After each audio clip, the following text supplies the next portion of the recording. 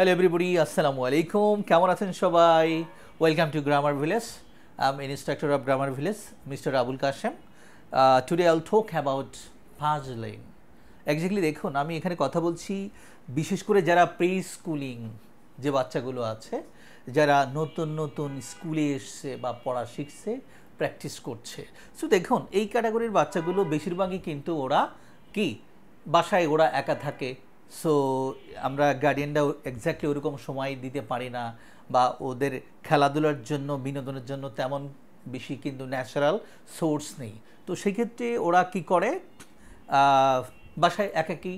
So যেহেতু ওরা আমাদেরকে ফিল করে এবং আমাদেরকে পায় না, গার্ডিয়ানদেরকে পায় না, বাবা মাকে পায় না, ভাই বোনকে পায় না, আত্মীয় স্বজনকে পায় না, তো সেক্ষেত্রে কী করবে? একটা জিনিস মাথায় রাখবেন, ওরা কিন্তু বসে থাকবে না, কোনো না কোনো কিছু করবে। হাতের কাছে যা পাবে ওটা নিয়ে খেলা করবে। এখন হাতের কাছে মোস্টলি ওরা কি পায়, কিসে ইন্টারেস্ট ফিল করে, সেটা কি? Mobile, right? This is call digital addiction.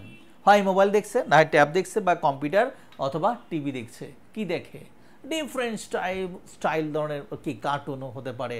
আর এই কার্টুনগুলো এরপরে টিকটাক আরও কত কিছু কি আছে, বিভিন্ন দেশের ভাষার সাথে রিলেটেড কত কিছু, মানে ও যে কী যে দেখে ঠিক ঠিকানা নেই, অন্য জগতে ঢুকে পড়ে। সো এই জাতীয় বাচ্চার সংখ্যাই কিন্তু এখন অ্যাভারেজটাই তুলনামূলক বেশি পাওয়া যায়, যেহেতু আমরা অনেকদিন ধরে বাচ্চাদের সাথে কাজ করছি আর কি। ওকে, সো এখানে বাচ্চাদেরকে শেখানোর জন্য কিন্তু দেখুন আপনি ফোর্স করতে পারবেন না। পড়ো বললে কোনোদিনও পড়া হবে না, রাইট? সো পড়ার যে একটা এনভায়রনমেন্ট, ওকে, তাকে কাজে লাগানো কি করে সম্ভব বলুন তো? আমরা ক্লাসে পড়ালাম ক খ গ ঘ, মাথায় ঢুকবে না, কাজ করবে না। বাট এগুলো যদি ম্যাটেরিয়ালস ভিত্তিক হয় তাহলে কি সেটা আরও ভালো হয় না? এবং দেখুন শুধু পড়ো বললে পড়া বুঝালেই কাজে লাগে না। কি একটা নর্মাল ইস্যু খেয়াল করুন, আমরা যদি জমিতে আবাদ করতে চাই, কি জমিতে হালদাস করতে হবে, আগাছা পরিষ্কার করতে হবে, সার দিতে হবে, কীটনাশক প্রয়োগ করতে হবে, দ্যাটস মিন জমিটাকে ফার্টাইল করতে হবে, উর্বর বানাতে হবে। এরপরে তো আপনি বীজ বপন করবেন, রাইট? এরপরে পানি দিবেন, কীটনাশক দিবেন, এরপরে কোনো একটা সময় আস্তে ধীরে কিন্তু ওখান থেকে ফসল হবে।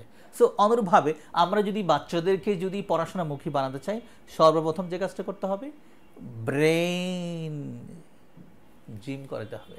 শরীরের যেমন ব্যায়াম আছে, right? Different types of instrument use করা হয়, তাহলে কি ব্রেন এর জিম, সেটা কি? Yes, exactly. What is this? English is the key to success for child, grammar village. এটা কি? মূলত একটা পাজলিংয়ের কোড, রাইট? বিভিন্ন আইটেম এখানে দেওয়া আছে।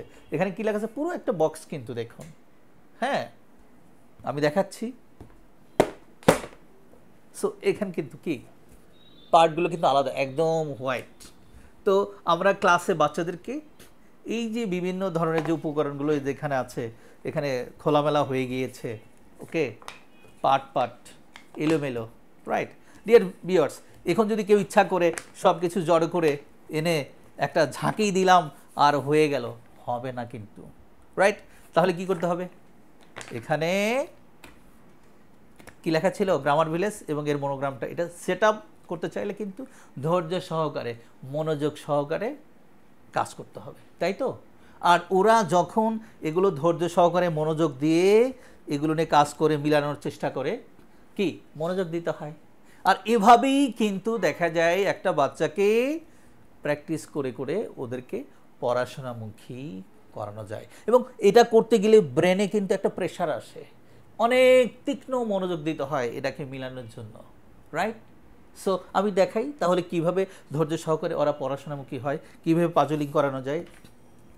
কি হতে পারে আমি নিজেই তো পারছি না কি হতে পারে, তারপরে কি কোনটা। ওকে ডেঞ্জারাস ইস্যু। দেখি মিলানো শুরু করি একদিক থেকে, দেখি হয় কি না। হচ্ছে নাকি? স্যার আমার একটু হেল্প করবেন স্যার, আমার হচ্ছে কি না? এই কোন দিকে যায়? আসলে দেখছি বাচ্চারাই তো আমার সাথে ভালো পারে। ওকে, হচ্ছে কি না, তারপরে কোনটা যে দেই, এটা নাকি দেখি, একদিকে লাগাই, আল্লাহ ভরসা। ওকে, হচ্ছে নাকি হচ্ছে না, দেখা যাক তারপরে যেন কোনটা। এই যে ভেরি গুড, তারপরে দেখি তো,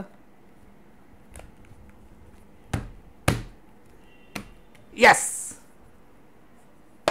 ইয়েস, শেষমেশ কিন্তু আমি কিন্তু এটা বানাতে পেরেছি। ওকে ডিয়ার ভিউয়ার্স, দেখুন বাচ্চারাও কিন্তু এগুলো করতে অনেক অনেক মজা পায়। এই যে দেখুন এটা ওটা জোড়া লাগিয়ে কিভাবে এটা তৈরি করানো হলো, একজন দেখুন এটা করতে গিয়ে কিন্তু মনোযোগ হয়, ব্রেন কিন্তু ধীরে স্থির থাকে, তার মনোযোগ কিন্তু এদিক সেদিক যাবে না, এটা ওটা মনে পড়বে না, রাইট? এভাবেই কিন্তু বাচ্চাদেরকে আমরা কি ব্রেনের যে gym, practice, warm up, guide আমরা কিন্তু এই পাজলিংয়ের মাধ্যমেই মানে করাই। দ্যাটস মিন একটা বাচ্চাকে যদি ধৈর্যশীল করানো যায়, ওকে, তাহলে কিন্তু তাকে পড়ানো যাবে। ওকে, ধৈর্যশীল না হলে তাহলে তাকে কখনো পড়ানো যাবে না। আর ব্রেনকে ঠিক রাখার জন্য, ধৈর্যশীল করার জন্য, পড়ার আগে ওয়ার্ম-আপের জন্য পাজলিংয়ের কোনো বিকল্প নাই। আপনারা দেখেছেন আমাদের অ্যাক্টিভিটি বেস যে ক্লাসরুমটা, ওখানে কিন্তু অসংখ্য মিনিমাম 1 থেকে 150 বা 200-র মতো এরকম ডিফারেন্ট টাইপসের বক্স আছে, কোড আছে, বিভিন্ন সুন্দর সুন্দর চমৎকার পশু পাখি, ফুল ফল, সিনারি নিয়ে, রাইট? সো ক্লাসে যদি আসেন তাহলে কিন্তু অবশ্যই আপনারা এগুলো দেখতে পারবেন যে কত চমৎকারভাবে সাজানো আছে, গোছানো আছে। সো দ্যাটস অল, ভালো থাকি, বাই।